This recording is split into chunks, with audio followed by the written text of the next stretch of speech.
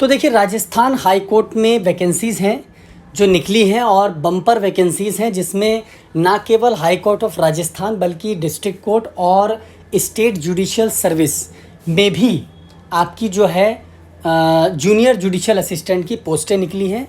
तो हम इसमें डिटेल में बात करेंगे, इनकी सैलरी क्या है और कितने तारीख से आप इस ऑनलाइन एप्लीकेशन को फिल कर सकते हैं, मोड ऑफ सिलेक्शन क्या है। तो चलिए आगे बढ़ते हैं इस वीडियो में। तो देखिए, आपका जो ऑनलाइन एप्लीकेशन है, यानी कि टाइम जिस टाइम आपको इस एप्लीकेशन को फिल करना है वो अभी नहीं है। 22 अगस्त से आप इसको फिल कर सकते हैं ऑनलाइन, ठीक है, हाई कोर्ट ऑफ राजस्थान या डिस्ट्रिक्ट कोर्ट के ऑफिशियल वेबसाइट पर जाकर। और 22 अगस्त से लेकर आप 22 सितंबर तक इस पोस्ट के लिए अप्लाई कर सकते हैं, ठीक है। तो चलिए इसमें एक और चीज़ बता दूं, इसके बाद हम बात करते हैं इसकी एसेंशियल क्वालिफ़िकेशन। देखिए, इसकी जो एसेंशियल क्वालिफ़िकेशन है उसके लिए आपका ग्रेजुएट होना अनिवार्य है, यानी कि आप ग्रेजुएट होने चाहिए, ठीक है। इसके साथ साथ आपके पास बेसिक नॉलेज कंप्यूटर की भी होनी चाहिए। आपको कोई सर्टिफिकेट की रिक्वायरमेंट नहीं है, बट आपको नॉलेज कंप्यूटर की बेसिक की होनी ज़रूरी है। एज की बात करें, यानी कि आयु की बात करें, तो मिनिमम आप 18 साल के होने चाहिए। अगर आप 18 साल से नीचे हैं तो आप इस पोस्ट को अप्लाई नहीं कर सकते। और 40 साल आपकी मैक्सिमम एज रखी गई है।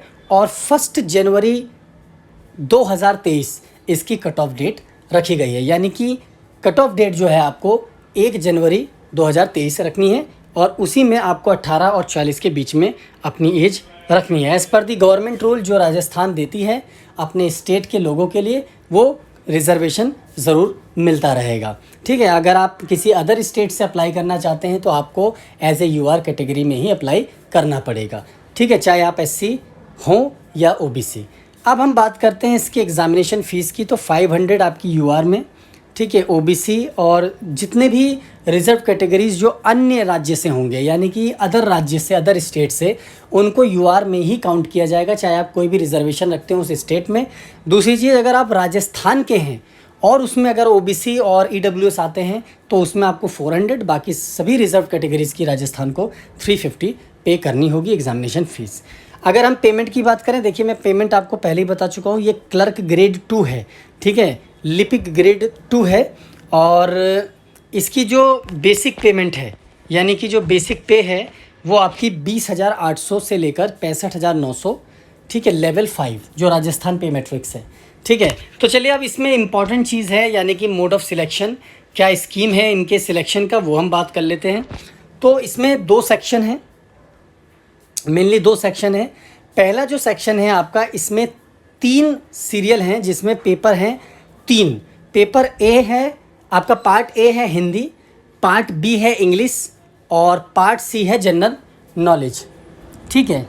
पार्ट ए जो है उसमें आपका हिंदी का मैक्सिमम मार्क्स होगा 100 का, पार्ट बी है इंग्लिश, ये भी आपका 100 मार्क्स का होगा, और पार्ट सी जो आपका जनरल नॉलेज है वो भी 100 मार्क्स का होगा। और जो 100 मार्क्स की जनरल नॉलेज होगी बेसिकली राजस्थान कल्चर से रिलेटेड मोस्टली होगी, ठीक है। इसके बाद आते हैं हम सेक्शन बी में। अच्छा, इम्पॉर्टेंट चीज़ यहीं पर आती है कि आपको टाइपिंग जो है वो चाहिए या नहीं, और चाहिए तो किस लैंग्वेज में। तो यहाँ पर आपको क्लियर कर दिया गया है कि इसमें 2 पेपर होंगे। पहला जो पेपर है आपका वो हिंदी और इंग्लिश, समझिएगा, हिंदी और इंग्लिश दोनों की ही टाइपिंग मांगी गई है।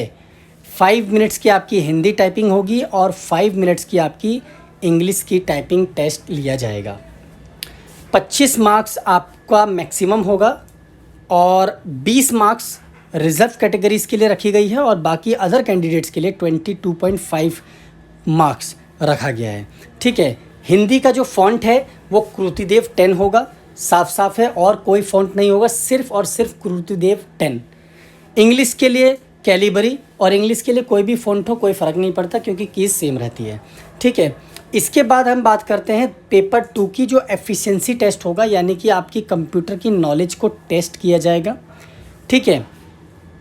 आपका पैराग्राफिंग, आपको टेबल बनाना आता है या नहीं आता है, ठीक है, मतलब एक तरीके से आपकी फॉर्मेटिंग की टेस्ट ली जाएगी, ठीक है। तो ये जो है 10 मिनट का होगा, 50 मार्क्स के होंगे और 20 मार्क्स रिजर्व कैटेगरीज़ के लिए लाना अनिवार्य है अगर आपको सिलेक्शन लेना है, और बाकी कैंडिडेट्स के लिए 22.5। तो कहने का मतलब साफ है कि टाइपिंग आपको दोनों में ही आनी चाहिए, ठीक है, और ग्रेजुएट होना आपके लिए अनिवार्य है। ये है। चलिए वैकेंसी की मैं बताऊं तो इसमें पीडीएफ है। इस पीडीएफ में नॉन टीएसपी और टीएसपी दोनों ही एरिया में जो टोटल वैकेंसीज़ हैं वो इसके साथ अटैच्ड हैं।